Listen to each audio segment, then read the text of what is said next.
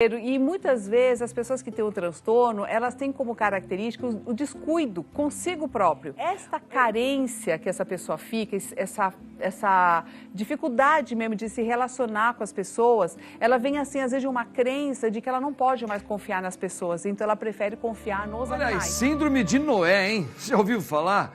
Pra mim é novo, mas tem tudo a ver. Você sabe por que tem tudo a ver?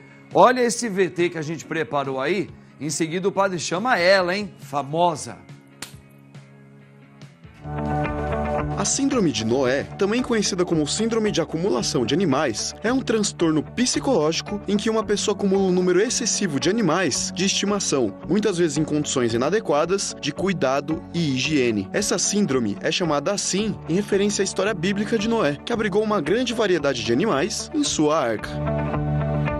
Os acumuladores de animais geralmente têm boas intenções, acreditando que estão resgatando ou cuidando dos animais. No entanto, à medida que o número de animais aumenta, os recursos para fornecer cuidados adequados, como alimentação, abrigo e atenção veterinária, se tornam escassos. Isso pode levar a condições insalubres e perigosas, tanto para os animais quanto para o próprio acumulador.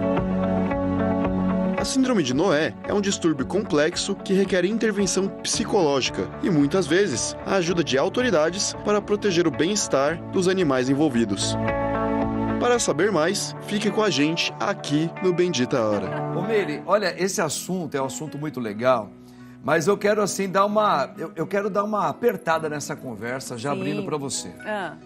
Poxa, quem é que não gosta de um animalzinho? Quem é que não gosta de um gatinho, de um cachorro, de um passarinho, de qualquer animalzinho que ele seja de estimação? Isso sempre, todos os seres humanos sempre gostaram. Sim. Né? Só que realmente, ultimamente a gente percebe que vem aumentando de uma maneira exagerada. Você tem um animal, tudo bem, até 2, tá tudo certo. Mas a gente começa a ver que tem pessoas que começam a ter 3, 4, 5, 6 cachorros, 4, mas isso está aumentando muito. Eu tenho a impressão, eu não sou um psicólogo, mas não precisa ser, que eu acho que quando uma pessoa começa a ter acúmulo de qualquer coisa, tá? Parece que aquela pessoa tem uma síndrome de alguma coisa aí também. Essas pessoas que estão tendo esse acúmulo por animaizinhos, seja pegar na rua, não pode ver, põe dentro de casa, aí já quando você vai ver é 5, 6, 7, 12 gatos, 20 gatos. Olha, a gente não é fazendo um julgamento. Pode ser algum tipo de problemas, algum transtorno. Transtorno que a pessoa está tendo, né? Porque se a pessoa tem um dom para ser veterinário, assim, até dá para compreender alguma coisa.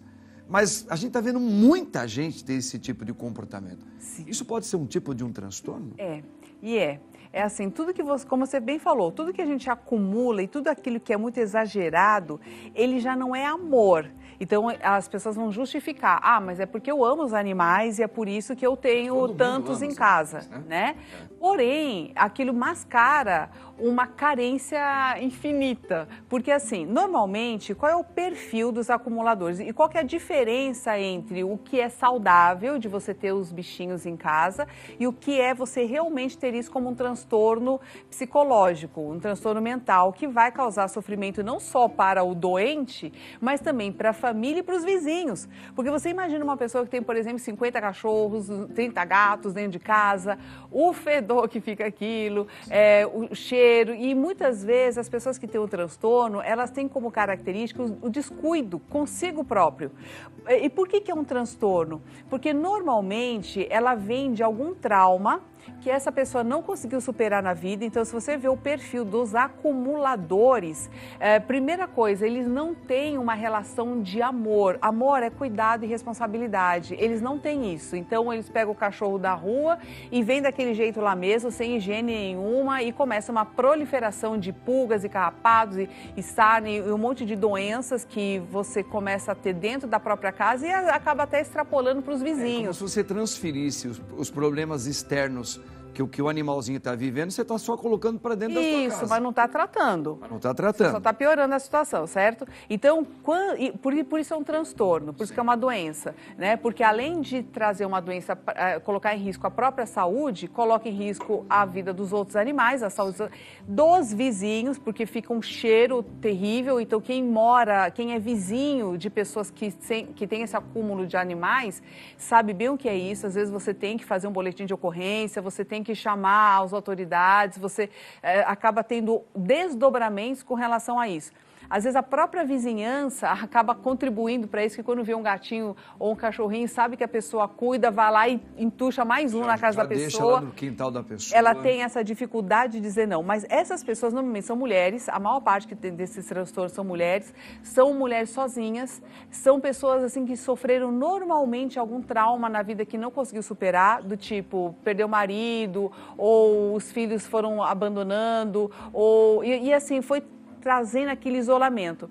Esta carência que essa pessoa fica, essa dificuldade mesmo de se relacionar com as pessoas, ela vem assim, às vezes, de uma crença de que ela não pode mais confiar nas pessoas, então ela prefere confiar nos animais, porque os animais não vão traí-la, né? Então o animal está sempre ali, só que a relação que ela tem é de objeto, não é como se fosse realmente um bichinho, um cachorrinho e tal, não tem um amor ali, porque não tem um cuidado, é só de trazer para casa e acumular. Então, esse acúmulo é muito parecido com aquele de acumulador de objetos mesmo, ela vai tratar igualzinho Mas os um objeto. acumuladores, todos os casos de pessoas que têm esse hábito de ter muito, sempre eles têm elas estão mostrando algum despreparo psicológico ou nem sempre? Ou existem casos Existem casos e casos. excepcionais, Isso. que às vezes a pessoa acumula, mas porque ela não é porque ela é uma acumuladora com esses princípios que você colocou muito bem, mas de repente ela tem talvez outros transtornos, sei lá.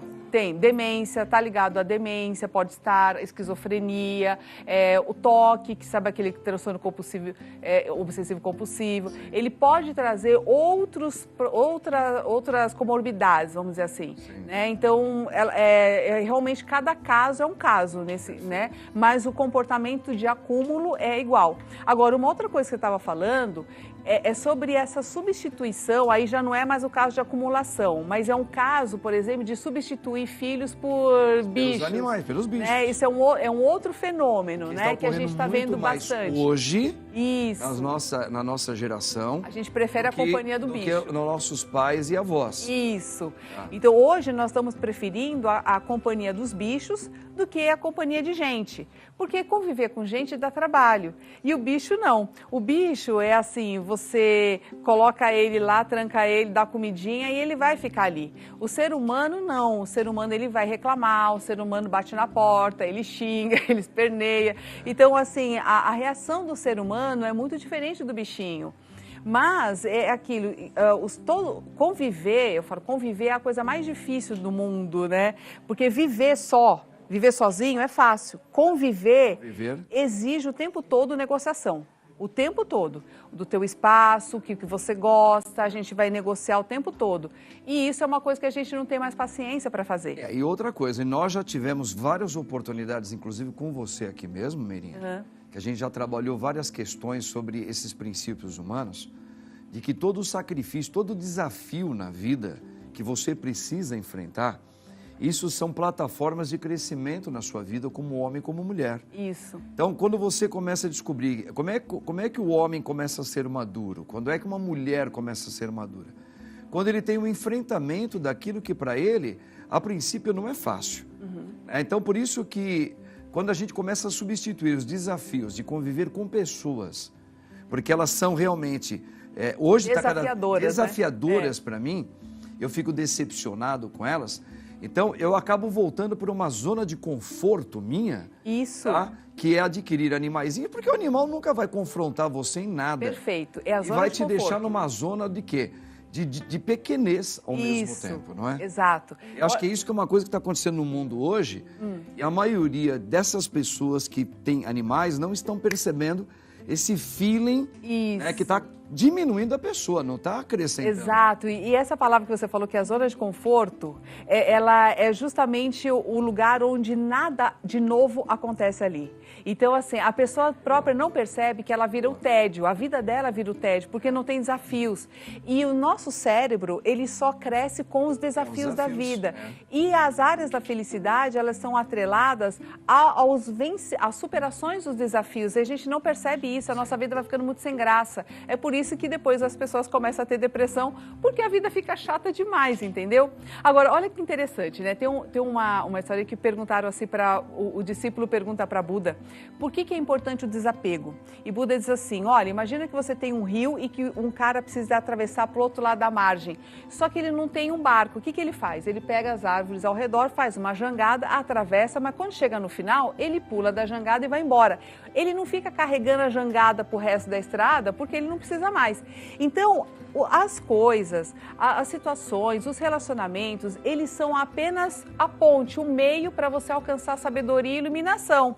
Mas algumas pessoas pegam a jangada e arrastam isso para o resto da vida, mesmo quando a jangada não serve mais.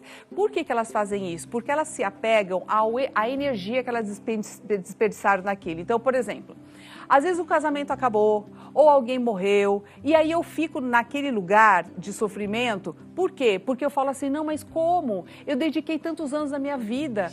Como isso pode acontecer? Então eu fico focada na energia que eu gastei nos anos de dedicação para aquilo, mas eu não olho, por exemplo, que aquilo me tornou uma pessoa mais amorosa, que eu pude crescer com aquilo, que eu pude ser mais corajosa, que eu pude ser mais determinada. Então eu não olho para aquilo que eu ganhei e só aquilo que eu perdi. Entende? Então, assim, a dificuldade que a gente tem de trabalhar esse desapego, porque a gente olha para o sofrimento, é isso que faz com que a gente fique nesses ciclos de sofrimento, perpetuando o sofrimento, entendeu? Maravilha. Gente, olha só, aqui é a nossa querida Miri Caminha, a princesinha do Oriente, mais uma vez explicando pra gente, você viu? De cachorrinhos começa a entrar naquilo que você pode estar vivendo e não estar enfrentando, hein? Olha que coisa bacana. Daqui a pouquinho a Meirinha continua falando com a gente. Ó, vamos acompanhar um VT que fala do trauma de animais que viveram com acumuladores de pets. Dá uma olhada aí. A vivência de animais é muito dependente de seus donos, mas quando o dono possui uma vida tumultuada, o animal sente, e isso pode até prejudicar seu desenvolvimento ou sua saúde. Um caso que comprova isso é o de Rufus, cachorro que atravessou anos de moradia compartilhada com outros cachorros e uma experiência onde não havia um mínimo de condições necessárias. Para piorar, Rufus foi vítima de maus tratos, algo que ficou marcado em sua orelha, que apresentou danos aparentes notados por aqueles que o adotaram após esse período complicado.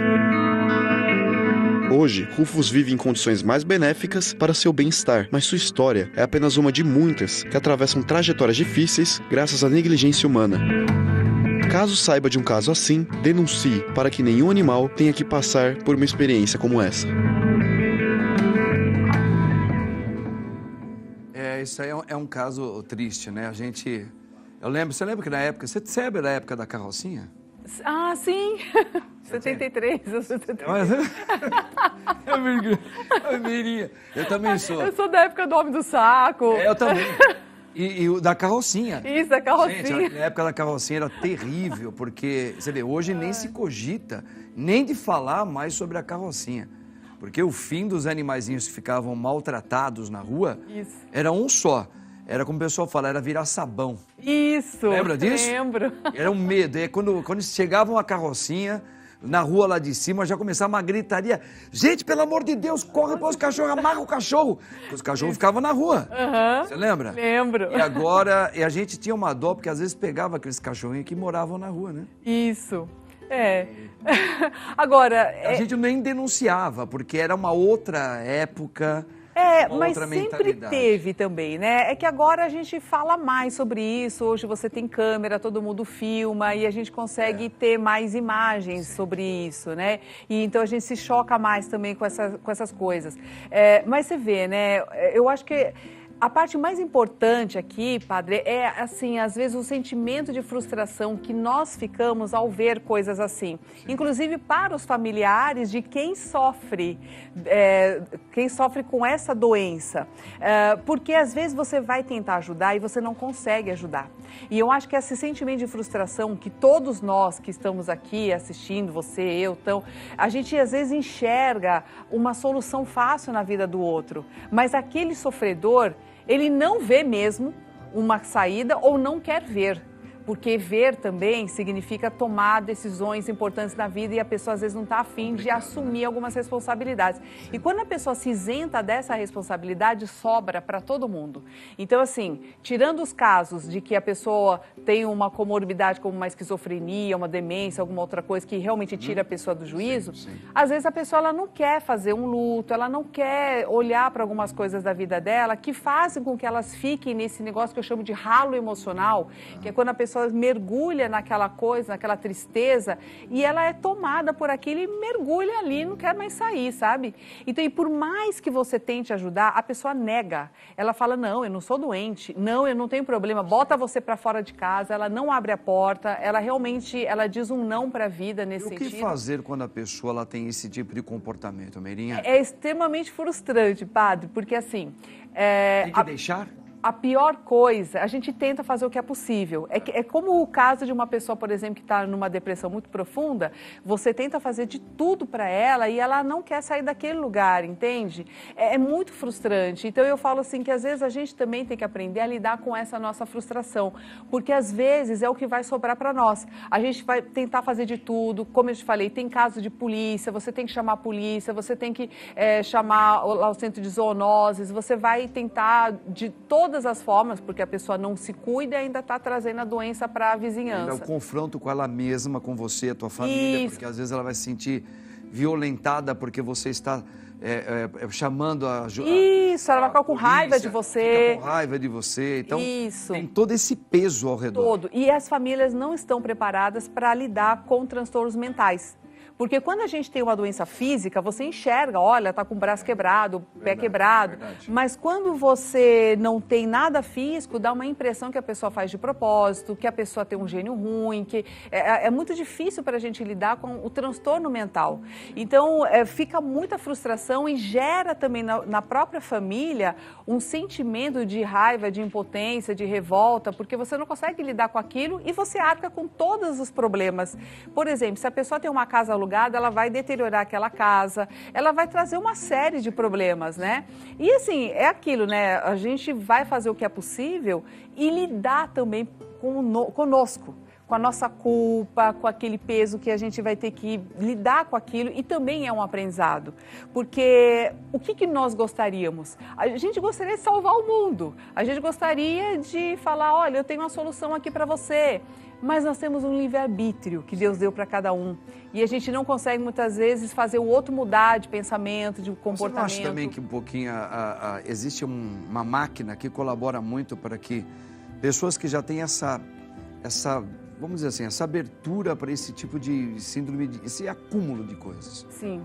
Hoje eu acho que a mídia... Claro que tem. Ela coloca muito, ela embute muito, que tudo é um animalzinho. A nossa economia, ela é feita para consumo. Olha, o nosso animal, pensa no nosso animalzinho, pensa nisso, tadinho. Põe musiquinhas tristes quando vê um cachorrinho. Isso. Mas eu acho que ela contribui... A gente está humanizando demais os bichos, né? Isso. Acredito, sim. Humanizando demais os animais, os bichinhos.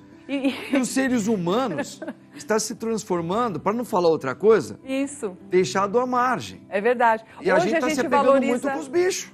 Hoje a gente valoriza muito mais a vida do animal do que a vida humana. Tanto que essa discussão do aborto, ela está trazendo muito isso à tona, essa questão da discussão. Quer dizer, o que está valendo mais hoje? A vida humana, a vida do animal? Eu acho que tem, né? Vida é vida. Né? Então, a gente, quando entra nessa pauta, a gente começa a ver onde que está a nossa consciência. Mas eu gostei muito dessa conversa nossa, Meirinha, porque muitas pessoas podem estar dizendo agora, do outro lado da telinha aí. Só que assim, o ser humano, de novo, estão repetindo, é que o ser humano está sendo tão triste hoje conviver com os seres humanos, com um comportamento tão, na verdade, de bichos que os seres humanos estão tendo, que hoje a gente está se voltando mais para os animaizinhos. Só que volta na conversa que nós tivemos aqui. Quem não for capaz de enfrentar as dificuldades com você mesmo, de um desafio. Isso. Você tem que se desafiar para você crescer como ser humano com aquilo que é diferente na tua vida. O que é diferente? Conviver com o ser humano. Exatamente. E nem todos os seres humanos são bichos, são ruins, são maldosos. Aliás, nenhum são. Isso. Eles podem ser meios para você crescer, meios para você se autodominar amanhã. Isso. E as pessoas estão muito se pegando com essa conversa. É porque a gente cria muita expectativa também com relação ao comportamento do outro. Aí quando o outro não é aquilo que a gente gostaria que ele fosse, a gente se chateia com ele. Por isso que eu falo que as doenças mentais, elas vão colocar muito em xeque isso. Quer dizer, eu gostaria muito que a minha mãe fosse perfeita, só que ela é uma acumuladora. Então, quer dizer, como é que eu lido com uma mãe doente? Como é que eu lido com uma mãe que é teimosa, que não faz nenhum movimento pró-vida? Ela faz um movimento que ela está se deteriorando cada vez mais e morrendo ali dentro. Quer dizer, como é que eu lido com essa situação também de impotência? Né? Quando eu deixo de ser a potente e poderosa, como é que eu lido com isso, né, dentro de mim? Então, a nossa própria autoimagem, ela é muito colocada em xeque nessas horas onde nós nos vemos vulneráveis ali. E na verdade, Padre, é isso que nos humaniza. Porque se a gente não tiver esse momento de fraqueza, esse momento assim de que você fala, cara, não sei o que eu faço, meu Deus, me ajuda, né? Porque eu mesmo não consigo saber como eu faço isso. É isso que nos humaniza, porque eu vou buscar ajuda com você, eu vou desabafar com alguém. E aí a gente mostra que nós não somos perfeitos, que todo mundo tem problema e que nós todos juntos vamos resolver alguns problemas. Tanto que esse problema da acumulação é preciso que a vizinhança também trabalhe junto. Sem dúvida. Sabe? Então você vê que as soluções para muitos problemas, elas são soluções sociais. Então, ao invés da gente fazer um movimento de afastamento, que é o que a gente está fazendo, de enclausuramento, cada um morando, todo mundo morando sozinho hoje, gente, isso está nos adoecendo. E antigamente a gente morava em aldeia, você tinha todo mundo ali, todo mundo perto. Hoje você quer que o seu marido ou sua esposa seja tudo. Quer que a pessoa tem que ser perfeita, ela tem que te alegrar, ela tem que te dar suporte, ela tem que te evoluir espiritualmente, ela tem que te fazer passear, tudo. E antigamente a gente tinha tantas pessoas para poder dividir esses papéis e hoje a gente fica muito exigente com uma pessoa só, sabe? Fica pesado o relacionamento. Tem outra questão que ela é tão difícil de ouvir. A gente ouvia muito isso quando a gente fazia o nível superior, faculdade, que não é legal falar sobre isso, mas a gente percebe que isso é uma coisa que tem que devagarinho ser tratada nas entrelinhas, né? Antigamente havia uma necessidade muito grande de ter um acúmulo de seres humanos como mão de obra. Hoje tem uma mão de obra excessiva humana. Para que tê-la? Hoje a máquina, ela já entende isso como algo que tem que pensar como eliminar tanta mão de obra. Por isso a gente vê às vezes uma avenida cheia, pet disso, pet daquilo, abrir o mercado pet, shop pet, e quanto você vai falar bebê, eu e o meu bebê, carrinho de bebê, é difícil você encontrar numa avenida. É verdade. Agora que você vê verdade, pet disso, pet daquilo, hotelzinho pro meu pet, massagem pro meu pet, pastelzinho pro meu pet, e pra minha criança, nada. Porque existe uma coisinha por trás aí, é polêmica, minha neném, que a gente está entendendo muito bem onde está querendo chegar. Perfeito, é isso mesmo. Não é? Exatamente. E olha, por isso que eu falo, né? A nossa libertadora é a nossa consciência. É ter o olho para ver. Porque quem quer ser cego realmente já vai ser o zumbi, né? Que é aquele que vai ser levado, né? É a massa, é a boiada, você entendeu? Olha, o nosso querido diretor, uma pergunta para você. Claro, vamos lá. Meire, boa tarde, Boa tudo tarde. bem? Meire, é o seguinte, como todo mundo sabe, né? Claro, ser humano, ninguém é perfeito, né? E parece que todo mundo tem alguma coisa dessa parte do... Uns no acúmulo, outros na ansiedade, outros em compras, né? Outros em comer demais e tal. Então é algo que a gente vê e parece que hoje está cada vez mais escancarado na sociedade, né? Eu não sei se é porque realmente tem mais ou é porque é mais divulgado. Se a gente for pensar, hoje em dia, todo mundo tem alguma mundo. síndrome, alguma coisa que parece que impede da gente ser mais feliz. Sim. Será que isso estaria meio que também ligado, eu até falo, padre, um pouquinho de falta de Deus, um pouquinho da religião tá sendo deixada de lado, né? Ou se realmente é a vida, é o querer cada vez mais e mais e mais, e de repente a gente pira com isso. Isso, eu acho que tem mais desse movimento e também está sendo mais divulgado. Tem esse movimento que o pai também, que a gente estava falando aqui agora, que a mídia, ela trabalha muito o ter e não o ser, e isso nos afasta realmente da espiritualidade. E esse movimento de carência que faz a gente querer consumir qualquer coisa, pode ser comida, relacionamento amoroso, pornografia, acumuladores qualquer coisa, bicho. De ter. Acumuladores isso, de ter. Exato. A gente não percebe que o movimento é o contrário. Não é de ter coisas, mas quando você só sara da carência a hora que você dá para os outros. Então, a hora que você dá o seu carinho, a sua atenção, você pode perceber que as pessoas que têm muitos problemas, que ela nunca tem tempo para nada, ela normalmente não faz nada em casa, ela não tem uma vida realmente atribulada, porque quem tem que pagar a conta todo dia, ela não tem tempo de ficar criando problema, porque ela já tem os dela. Então, assim, ela só está pagando os ensejos, ela vai lá, trabalha e tal, e essa pessoa, normalmente, que tem muita coisa para fazer, ela é feliz, porque ela entrega o trabalho dela para muitas pessoas, então ela dá fluxo para aquela energia divina. Espiritualidade, que dá. é uma das que está embutida na pergunta do Sim. Rodolfo, ela tem a ver com isso, porque as pessoas que, independente de ser católica, evangélica ou budista, seja que religião ou espiritualidade Sim. que tenha, elas são mais seguras no ser delas. Exato, porque elas entendem que elas têm para contribuir para o mundo. Então, essa responsabilidade que você tem, quando você fala assim, nossa, eu nasci para fazer isso, eu nasci com o dom da palavra, então eu vou pregar, eu vou fazer as coisas, sabe? Eu nasci com o dom de escrever, de fazer quadros bonitos, então eu vou me empenhar de fazer o meu melhor para entregar coisas melhores para o mundo. Então, você está no fluxo. Isso é espiritualidade. Às vezes não é só ir lá na igreja de rezar, mas é você se colocar a serviço. E isso que é o que cura. E quando eu percebo isso na prática clínica, eu vejo que as pessoas que mais sofrem são as pessoas que menos fazem para os outros. Então, e a gente acha que só acumular coisinha, tal, vai me fazer feliz, eu vou consumir aquela viagem, vou consumir aquele carro. Cara, aquilo vai te dar uma alegria de 10 minutos. Depois você tem um monte de conta para pagar. Você entendeu? Você vai ter lá um monte de fatura para pagar aquele carro que você acabou de pegar. E as lembranças e os traumas vão continuar dentro de você. Exato. E você não vai conseguir superar. Isso. E vai precisar gastar mais, Exato. vai precisar de mais bichinho então, para fazer nananeném com você. O movimento que nós estamos fazendo é o contrário. Não é o de adquirir, porque isso Deus já nos deu. A aquisição Deus já nos deu, que foi a nossa bênção, os nossos talentos.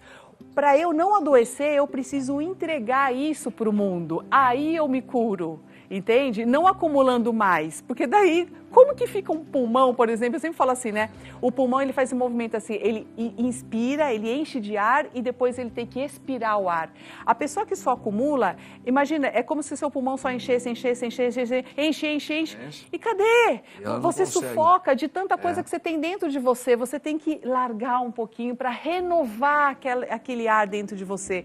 E assim a nossa vida. Eu trago experiências e solto aquilo que não precisa mais. Pego novas experiências e solto. Isso é o fluir da vida. Isso é saudável. Maravilha. Né? Gente, olha só, tá vendo? Isso aqui é a Rede Vida e Televisão, programa Bendita Hora, trabalhando com qualidade para você que está nos assistindo, para sua família. Olha quanto aprendizado hoje, tá? Junto com essa equipe maravilhosa aqui.